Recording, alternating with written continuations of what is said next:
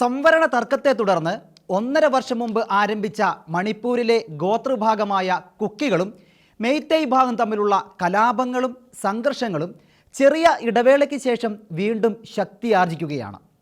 കഴിഞ്ഞ വർഷം മെയ് മാസത്തിൽ പൊട്ടിപ്പുറപ്പെട്ട കലാപം അതിൻ്റെ ഏറ്റവും മോശമായ ഒരു സാഹചര്യത്തിലേക്ക് എത്തിച്ചേർന്നിരിക്കുകയാണെന്ന് പറയുന്നതായിരിക്കും കൂടുതൽ ശരി. ഇംഫാലിൽ നിന്ന് 220 കിലോമീറ്റർ അകലെയുള്ള ജിരീബാം ജില്ലയിലാണ് ഈ മാസം 7-ന് ആക്രമണങ്ങൾ ശക്തി പ്രാപിച്ചത്. മണിപ്പൂർ കലാപത്തിൻ്റെ ആരംഭ മാസങ്ങളിൽ കലാപരഹിതമായി നീങ്ങിക്കൊണ്ടിരുന്ന ജിരീബാമിലെ നദിയിൽ ഒരു കുക്കി ബാലൻ്റെ മൃതശരീരം കഴിഞ്ഞ ജൂണിൽ കണ്ടെത്തിയിരുന്നു. മെയ്തേയ് കലാപകാരികളിലെ സായുധ സംഘമാണ് കൗമാരക്കാരനെ കൊന്ന് നദിയിലെറിഞ്ഞതെന്ന് കുക്കി സിവിൽ സൊസൈറ്റി സംഘടനകൾ ആരോപിക്കുകയും തുടർന്നുണ്ടായ പ്രത്യാക്രമണത്തിൽ മെയ്തേയ് ഭാഗത്തിലെ ഒരു സായുധ സംഘാംഗം കൊല്ലപ്പെടുകയും ചെയ്തു. അതിനുശേഷം കഴിഞ്ഞ മാസം 2 തവണകളിലായി കുക്കികൾ മെയ്തേയ് ഗ്രാമങ്ങൾ ആക്രമിച്ചിരുന്നു. അതിന് തിരിച്ചടി എന്നോണം ഈ മാസം 7-ന് മെയ്തേയ് കലാപകാരികൾ ജിരീബാമിലെ കുക്കി ഗ്രാമം ആക്രമിച്ചതോടെയാണ് രൂക്ഷമായ സ്ഥിതിയിലേക്ക് കലാപം എത്തിച്ചേർന്നിരിക്കുന്നത്. നവംബർ 7-ന് കുക്കി സമൂഹത്തിൽ നിന്നുള്ള 3 ചെറിയ കുട്ടികളുടെ അമ്മയും സ്കൂൾ അധ്യാപികയുമായ 31 വയസ്സുകാരിയായ ഒരു സ്ത്രീയെ ജിരീബാമിലെ സൈറൗൺ ഗ്രാമത്തിലേക്ക് ഇരച്ചു കയറി വന്ന മെയ്തേയ് കലാപകാരികൾ കാലിൽ വെടിവെച്ച് തീ കൊളുത്തി ദാരുണമായി കൊലപ്പെടുത്തി. അവർ കൊലപ്പെടുന്നതിന് മുമ്പ് അതിക്രൂരമായി ബലാത്സംഗം ചെയ്യപ്പെട്ടു എന്നാണ് ആ സ്ത്രീയുടെ ഭർത്താവ് ആരോപിക്കുന്നത്.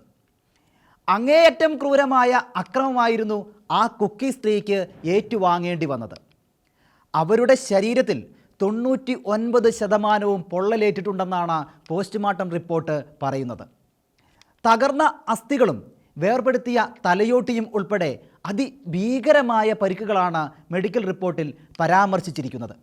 ശരീരഭാഗങ്ങൾ പൂർണ്ണമായും കത്തിക്കരിഞ്ഞ് തിരിച്ചറിയാൻ കഴിയാത്തതിനാൽ ലൈംഗികാതിക്രമം പരിശോധിക്കുന്നതിനുള്ള സാമ്പിളുകൾ എടുക്കാൻ പോലും കഴിയാത്ത സാഹചര്യത്തിലായിരുന്നു അവരുടെ മൃതശരീരം. അങ്ങേയറ്റം മനുഷ്യത്വരഹിതമായി ഈ ആക്രമണത്തിൽ മെയ്തേയ് സായുധ സംഘമായ ആരംഭൈ ടെക്കോളിന് പങ്കുണ്ടെന്ന് ഇൻ്റലിജൻസ് ട്രൈബൽ ലീഡേഴ്സ് ഫോറവും മറ്റ് കുക്കി സിവിൽ സൊസൈറ്റി ഗ്രൂപ്പുകളും ആരോപിച്ചിരുന്നു. സുരക്ഷാ സംബന്ധമായ കാരണങ്ങളാൽ ഗ്രാമത്തിൽ സ്ഥാപിച്ചിരുന്ന അപായ സൈറൺ മുഴങ്ങാതെയും പ്രദേശത്ത് മാസങ്ങളോളമായി വെടിവയ്പ് നിലച്ചതിനാൽ ആക്രമണം പ്രതീക്ഷിക്കാതെയും ഗ്രാമവാസികൾ സമാധാനത്തോടെ ഉറങ്ങിക്കൊണ്ടിരുന്ന രാത്രിയിലാണ് മെയ്തേയ് കലാപകാരികൾ ആക്രമണം അഴിച്ചുവിട്ടത്. ആക്രമണം തുടങ്ങി നിമിഷങ്ങൾക്കുള്ളിൽ 100ഓളം മെയ്തേയ് പുരുഷന്മാർ റൈഫിളുകളും മറ്റ് ആയുധങ്ങളുമായി ഗ്രാമത്തിലേക്ക് ഇരച്ച് കയറുകയായിരുന്നു. കുക്കി കുടുംബങ്ങളിലെ ജനങ്ങൾ എല്ലാം വിട്ടെറിഞ്ഞ് പ്രാണരക്ഷാർത്ഥം അടുത്തുള്ള വനത്തിലേക്ക് ഓടി രക്ഷപ്പെടുകയായിരുന്നു. അവർ എല്ലാ കുക്കി വീടുകളും കൊള്ളയടിച്ചു എന്നാണ് റിപ്പോർട്ടുകൾ. കഴിഞ്ഞ ആഴ്ച നടന്ന മെയ്തേയ്കളുടെ ആക്രമണത്തിൽ സാൽവേഷൻ ആർമിയുടെയും ICAയുടെയും അടക്കം 5 പള്ളികളും നശിപ്പിക്കപ്പെട്ടതായി കുക്കികൾ ആരോപിക്കുന്നു. ഇതിനിടെ ബിഷ്ണുപൂരിൽ വയലിലായിരുന്ന ഒരു മെയ്തേയ് സ്ത്രീ വെടിയേറ്റ് കൊല്ലപ്പെട്ടതിന് പിന്നിൽ കുക്കി വില്ലേജ് ഗാർഡുകളാണെന്ന് മെയ്തേയ്കൾ ആരോപിച്ചു. എന്നാൽ കുക്കികൾ അത് നിഷേധിക്കുകയാണ് ഉണ്ടായത്. കുക്കി അധ്യാപിക കൊല്ലപ്പെട്ടതിനെ തുടർന്ന് തിരിച്ചടിക്കായി അക്രമികളെ അന്വേഷിച്ച് ജിരീബാമിലെ ബോറോ ബക്രയിലിൽ പോലീസ് സ്റ്റേഷനോട് ചേർന്ന് പ്രവർത്തിക്കുന്ന റിലീഫ് ക്യാമ്പിലെത്തിയ 25ഓളം കുക്കി കലാപകാരികൾ അവിടെ ആക്രമണം ആരംഭിക്കുകയും CRPFൻ്റെ പ്രത്യാക്രമണത്തിൽ വില്ലേജ് ഗാർഡുകളായ 10 കുക്കി യുവാക്കന്മാർ കൊല്ലപ്പെടുകയും ചെയ്തു. അതേസമയം തന്നെ കുക്കി അക്രമകാരികൾ നടത്തിയ പോലീസ് സ്റ്റേഷൻ ആക്രമണത്തെ തുടർന്ന് 2 മുതിർന്ന മെയ്തേയ് പൗരന്മാരെ അവർ വെടിവെച്ച് കൊല്ലുകയും മെയ്തേയ് സമുദായത്തിൽ നിന്നുള്ള ഒരു കുടുംബത്തിലെ 6 പേരെ കുക്കി തീവ്രവാദികൾ ബന്ദികളാക്കി ബരാക് നദിയിലൂടെ ബോട്ടിൽ കൊണ്ടുപോവുകയും ചെയ്തു.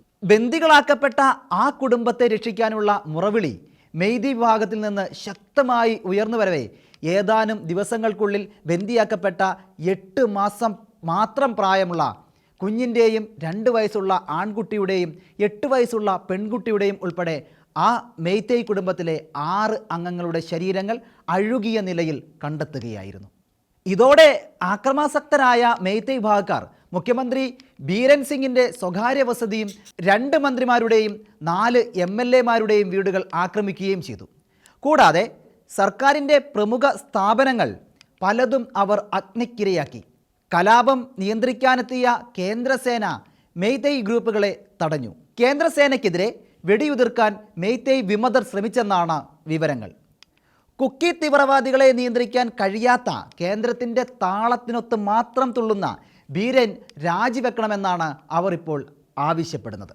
സ്ത്രീകളും കുട്ടികളും അടങ്ങുന്ന നിരപരാധികളെ കൊലപ്പെടുത്തുകയും തങ്ങൾക്കൊരിക്കലും നീതി നൽകാത്ത മുഖ്യമന്ത്രിയുടെയും BJP MLA-മാരുടെയും വീടുകൾ ആക്രമിക്കുന്ന നിലയിലേക്ക് മെയ്തേയ് സമൂഹത്തിൻ്റെ പ്രതിഷേധങ്ങൾ കടന്നതിനാൽ കുക്കി തീവ്രവാദികളെ 7 ദിവസത്തിനുള്ളിൽ നിയമവിരുദ്ധമായ സംഘടനയായി പ്രഖ്യാപിക്കുവാനുമുള്ള തീരുമാനമാണ് മണിപ്പൂർ മന്ത്രിസഭ കൈക്കൊണ്ടിരിക്കുന്നത്.